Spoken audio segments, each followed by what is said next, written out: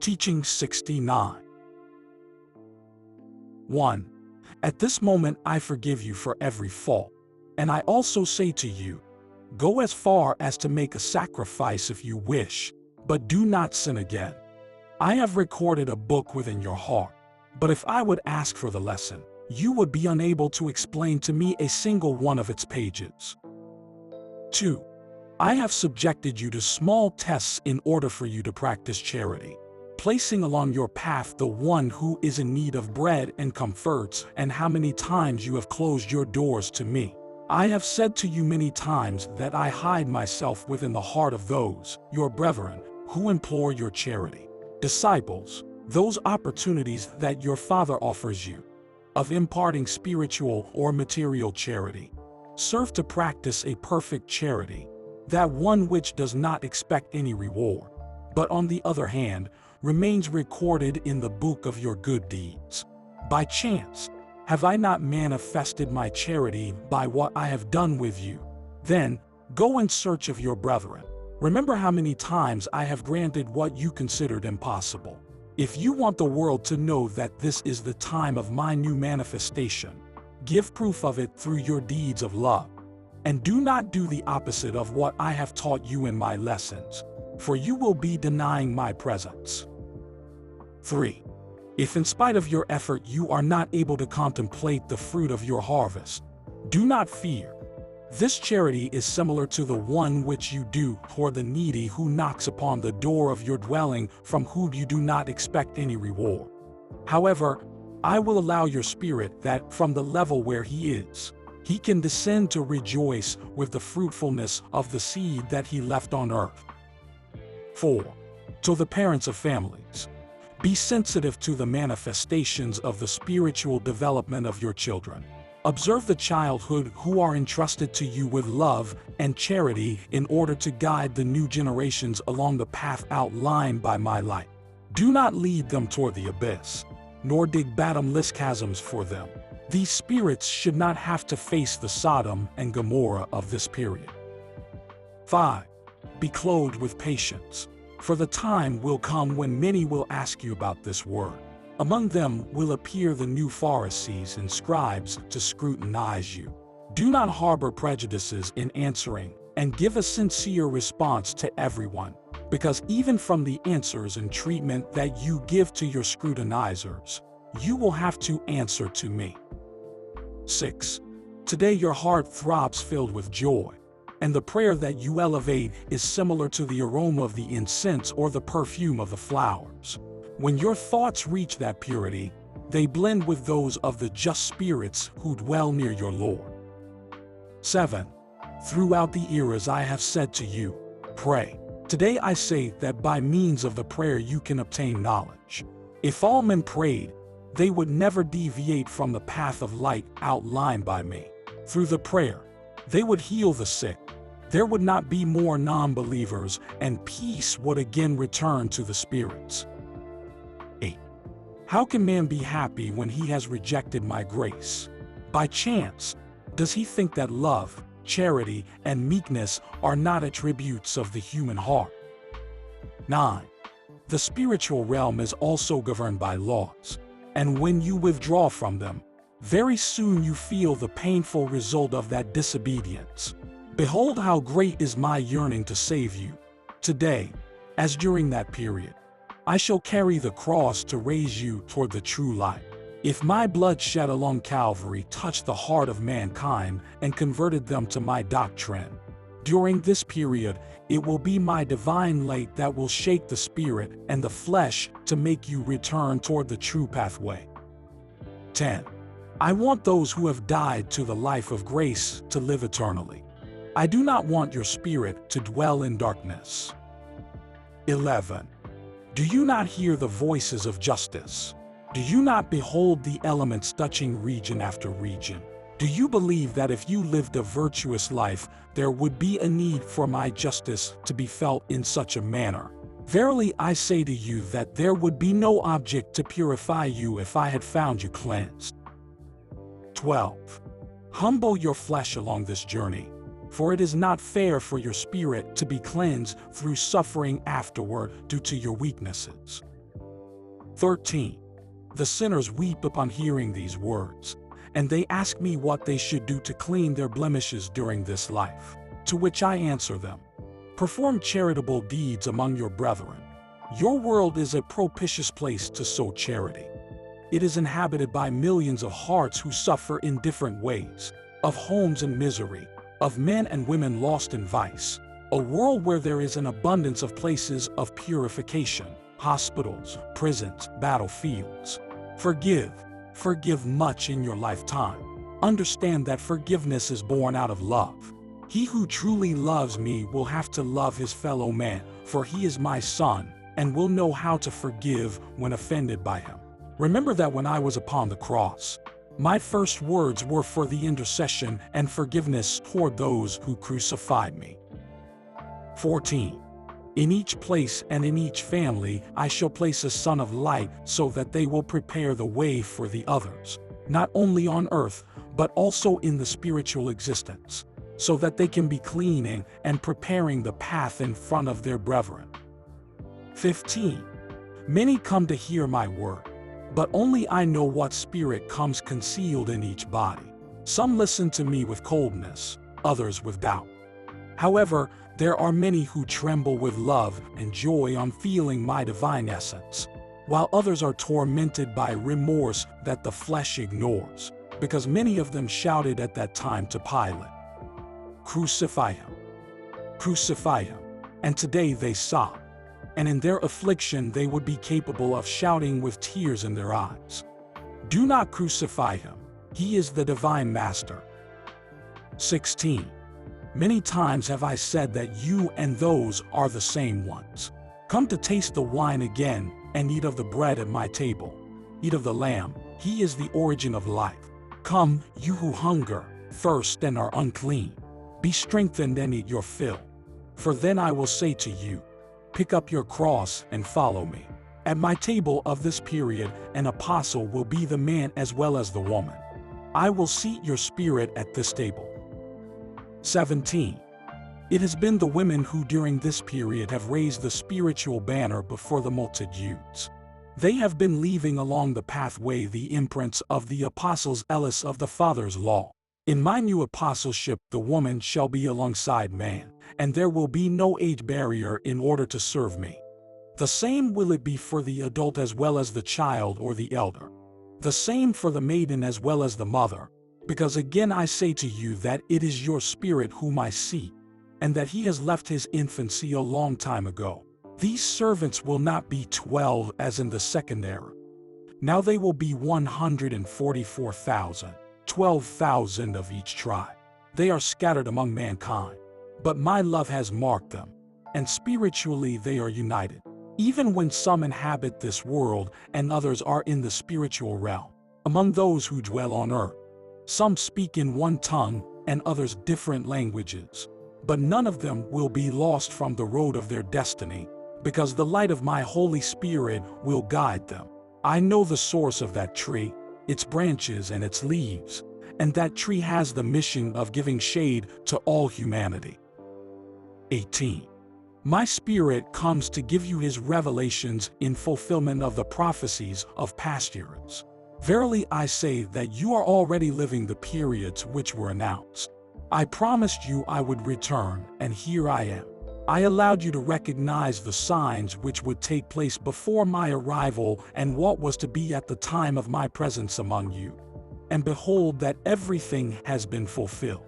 The promise of my arrival was not erased from your spirit, and you waited for me. However, you were in the verge of weakening, overcome by the vicissitudes. And today, when you have me and hear me, I ask you, when will you make my passion yours? When will you truly love and suffer for the cause that Jesus embraced? 19. Oh, my people, my word touches your heart and tears pour from your eyes when you recall that he who loved you so much ended his life upon a cross. You remember me bleeding upon the cross, then your spirit is moved. But keep in mind, humanity, that if the corporeal sufferings of Jesus were cruel, they were only a reflection of the pain of the divine Spirit. 20. Today I come to offer you the bread of my word, bread that is not kneaded with leaven nor is earned by the sweat of your brow. Elijah has opened the door of the mansion so you may enter and sit at the table of the Father during the third era. And he has blessed your path in order for you to reach the presence of the Father. 21. Those who considered themselves impure and unworthy to appear before me, today feel cleansed. The fact is that my blood has not ceased to be shed. It is that my wounds still have not been closed, and each time that men deviate from the pathway or fall into sin, the sacrifice upon the cross, the solitude and the darkness of mankind are prevalent upon my spirit. 22. From the spiritual table of this period, the bad disciple will also rise to go and hide his betrayal and his remorse. And today the disciples will also ask me that question, "Who is it, Master?" 23. At that time I dined for the last time, accompanied only by my apostles, and what Christ said only they heard. Today I dine spiritually with my new apostles who form multitudes, and among them I discover the Pharisee, the hypocrite, the traitor.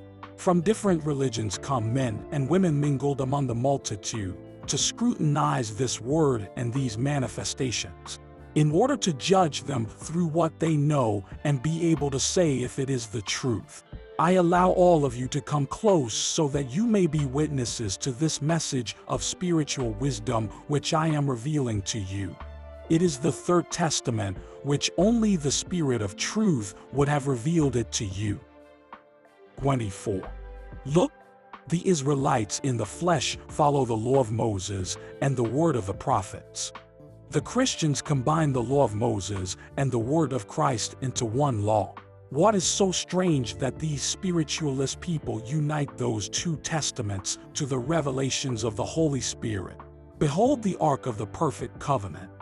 There you have the law of Moses, the love of Christ, and the wisdom of the promised Comforter for this era. 25. Men who guide the spirit of mankind along the roads of religion, open your eyes to this light. Behold these people who have risen in demand of love, clamoring justice and asking for light. And they are only a minimum portion of mankind who will rise as one person in search of Christ, in search of his truth and his promise. Observe the inclination of man toward the eternal, toward the spiritual. Or is it possible for you to have eyes and cannot see? I know and see it all. That is why I have come in the night as a thief to surprise you in your sleep and awaken you to the light of the new day. 26. For a long time I have been teaching these people, to whom I have unveiled the teachings that men had concealed from them. I have also revealed what I had reserved for them. But even then I have not revealed everything. Still I will manifest myself in this manner until 1950. Those who did not hear my lessons will receive my message through a book written by my scribes. 27. After my departure, many will rise against these people, against my doctrine. The oceans will be crossed by those who will come to combat and persecute my servants. But who can be able to conceal the light of the divine Master? Who will be able to stop the evolution of the Spirit or make time move back? If during the second era humanity believed that by putting Christ to death upon a cross, his doctrine would die, with their own hand they signed their sentence. For Christ from the cross, with his infinite love, overcame all. The truth, like the light, always prevails over darkness, no matter how dense it is. 28. My Spirit delivers the seed so that you may sow it in the fields which are the spirit of humanity, those which are fertilized with pain and the struggle, and they only wait for the arrival of the sower. Soon my name and my doctrine will be on everyone's lips again. 29. In order to give you a lesson of love, I will wash your feet, O my very beloved disciples, so that you can combine the teachings that I gave you during this period to those that I revealed to you in previous eras. I wish that when 1950 comes, which is the last year of my word among you, those who today are beginners will then become disciples. Today you still rejoice listening to me, But what will happen when you are listening to me and become aware that it is for the last time? I remind you of the trials of the second era, but I speak to you with new words, by means of the faculty of man. Because if I spoke to you directly, you would be unable to resist the force of my word, or the intensity of its light, nor the majesty of my presence. 30. That is why I came to you as man at that time. And before John himself, after my crucifixion, I appeared under some symbolic form so that he would understand my revelations. Verily I say to you that I am preparing you so that you may receive from spirit to spirit the direct communication with my divinity.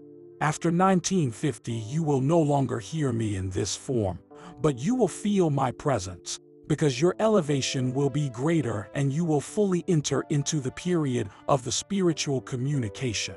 And when unity and fraternity have penetrated among you, it will be the time of great miracles, the time when my voice shall be heard by humanity.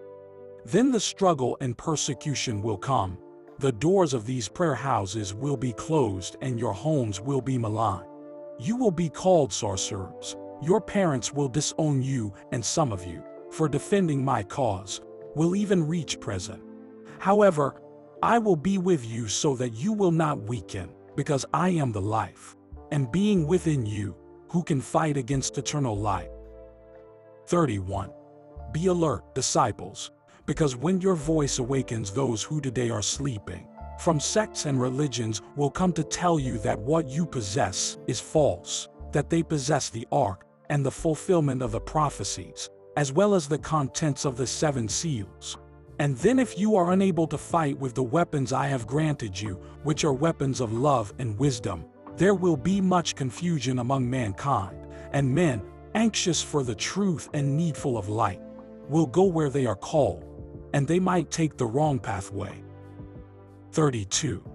You who have received the mission of leading and guiding these people, set an example of fraternity, uniting yourselves by the example of Jesus, Moses and Elijah, who appeared together in spirit in that transfiguration on Mount Tabor. 33. Disciples, it has not been only with the word that I have indoctrinated you during this period, but also with my charity which I have constantly poured upon you. The times of symbols have passed. Today I will be believed, loved, and understood without symbols. And even my word will be losing its figurative meaning because you are already capable of comprehending my teaching. Analyze and put it into practice in your deeds of love. 34. If you believe that Jesus, for being the Son of God, did not experience pain, you are mistaken. If you believe that by coming in spirit I am exempt from pain, you are also in error. If you think that because I know that in the end all of you will be with me, I do not suffer now, neither are you in the right. Verily I say to you that there does not exist another more sensitive being than the divine spirit. I ask you, who gave sensitivity to all beings? What good thing can you do that will not make me rejoice? And what unrighteous thing can you do that will not be like a wound in my sensitiveness? Here is what I say to you, that humanity has crucified me again. Until when will I descend from my cross and the crown of thorns torn from me? 35. Today you should recall the cenacle of Jesus with the spiritual bread that I have given you throughout the times. I have delivered great teachings to you. The manna in the desert during the first era, the miracle of the fish in the second, the bread that I blessed and distributed at my table in representation of the divine, was a lesson that I delivered to your spirit so that he would comprehend my love. Today I do not bring the material bread which speaks to you of celestial teachings. The period of symbols has passed. Today I only give you my word when I tell you that this communication is not the most elevated that you will know, nor that what I say by this means will be all I have to say to you. 36. Oh, beloved people, remember and meditate on these hours, above all on what I did that night, which was the last I spent with you as a man. And also meditate on all that I have revealed to you during these moments when I have said, while giving you my lesson. Blessed are you, disciples of the third era, whom I have congregated, allowing you to arrive from different points on earth. I have gathered you to form the new caravans of Israel, who will cross the wilderness that extends before your eyes and there receive the new lesson of the Father. 37. I behold that idolatry has not separated from some, in spite of the teachings and trials which they have experienced. Notice how I have cleansed the path of your evolution so that you may travel on it. But do not let doubt, like a cloud, prevent your spirit from contemplating my light. 38. You have found out that during this period you are less influenced from human temptations and that I have only granted you what is necessary. Therefore I say to you, do not pursue what is superfluous. 39. You have found a palm tree in the desert and a fountain of crystalline waters. It has not been a mirage. It has not been an illusion. It has been a reality. The branches and the shade of the palm tree are my spiritual presence. Its fruits, my word. The fountain is the love and wisdom which I have poured upon your heart. 40. He who has attentively listened to me has learned this time to heed the voice of his conscience, to judge himself, to behold his own work, and accept the suffering that he has brought upon himself. Then the Spirit will reveal profound lessons to the flesh, in order to convince it that it should be gentle and agreeable with its trials. He who reaches these profound reflections cannot be opposed to my divine mandates. 41. As in the second era, my word is not hidden to anyone. I allow it to reach the ignorant, the learned, the clean of heart and the sinner, the sincere and the hypocrite. The celestial bell is set to ring for everyone. If this humanity, who in their majority has drank from a fountain of the doctrine that I taught you in Christ, would have been watchful and praying when I gave them the signs of my new coming, how great their joy would have been feeling my presence. It became necessary for me to send you a man so that in 1866 he would deliver to you my message, and through his lips Elijah would announce the new era. Since then this palm tree has extended its foliage more and more, allowing my word to reach new regions, allowing the chosen to appear, and also teaching the multitudes. Those who have listened to me with meekness and have followed me along the road of their spiritual evolution have not felt fatigue again, nor hunger or thirst along their path. Along their way they have encountered ingratitude, ridicule, contempt, and indifference. But nothing has stopped them because their ideal is fixed upon their point of arrival and know that that goal is not on earth. 42. Only those who prepare themselves with this meekness and spirituality will attain the power to remove the pain from the one who suffers, because he who is filled with vanity or makes unrighteous use of his gifts will deprive himself of that grace. 43. You shall not impose my doctrine under a determined name. However, raise the one who has fallen and tell him to have faith in me. Who will prevent you from doing a good deed to your fellow man? 44. Stop thinking of earthly comforts so that you can prepare yourselves to fulfill your mission, thinking of those caravans that will rise in search of the ark of love that is my doctrine, and that along the way they will have to find your hearts. 45. When will apostles of my cause again appear like those who followed me in the second era, with how much faith, love, and firmness they defended my truth? You would wish to perform those deeds and those miracles. But verily I say to you that you can do it if your faith is as great as theirs. Be men of faith and you will realize miracles, even when physically you are the needy. Hear me and analyze my word. Any other way you will leave me speaking alone in the wilderness. 46. Be humble. Behold that Jesus bowed down before his disciples to wash their feet. Do with your brethren similar deeds as this, and you will rightfully be called my disciples. 47. How few are those who have been vigilant and have meditated on the day when Jesus expired upon the cross. But verily I say to you that when you meditate over the death of the Master, you must bear in mind that that moment will come for each one of you. I could not fear death, for I am the life. However, you do have to be worried to be ready and prepared in the fulfillment of your mission. 48. Let no one feel insignificant and wretched, because you are not aware of the gift that you carry to speak, nor the abundance of your heart to love your brethren. 49.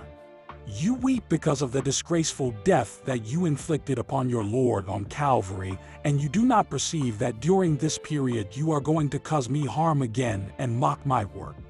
But I have promised to save all my children, and my will shall be done. If my blood shed at that time was not enough for this humanity, I will take up a spiritual cross to crucify myself upon it and spread flashes of light which will reach the spirits through the conscience of men. 50.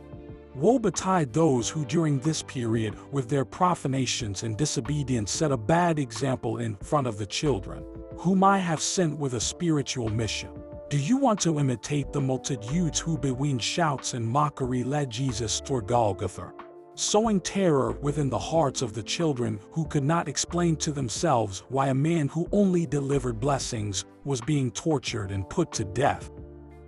51. Each time that Jesus fell, those innocent ones wept. But verily I say to you that their weeping came more from the Spirit than from the flesh. How many of them followed me afterward and loved me, even when the memory of what their innocent eyes beheld was not erased from their hearts? 52. It is time that you meditate on what I say to you. Let the multitudes listen to me. Let the sick be the first to reach my presence. Pray for the sick who are absent and visit those who are in prison. Keep in mind that in that second era many of the lepers lived in the outskirts of the cities, and knowing that Jesus healed the sick, they were resigned to listen to the echo of his voice from afar, because they would say, "How can we reach the Master when the multitudes reject us?" Then Jesus, before the indifference and human egotism, rewarded their faith, cleaning their body of the disease they suffered. 53. Do not cease to listen to me during this period. For those who will hear my last word in the year of 1950 will receive it in their spirits in representation of the last drop of blood which was shed from my body upon the cross. 54. You have forgotten the law, and you have waited for the elements to remind you of my justice. Hurricane winds, waters that run off their course, earthquakes, droughts, inundations, are voices that awaken and speak to you of my justice. 55. What other fruit can humanity offer me in this period that will not be discord and materialism? Neither do these people, who for years have listened to my teaching, are able to offer me a pleasing harvest. 56. No one escapes my justice. I am judging the living and the dead. But truly I say to you that if you do not rise to practice my doctrine with truth and purity, the justice of men will judge you. How much this humanity has blemished.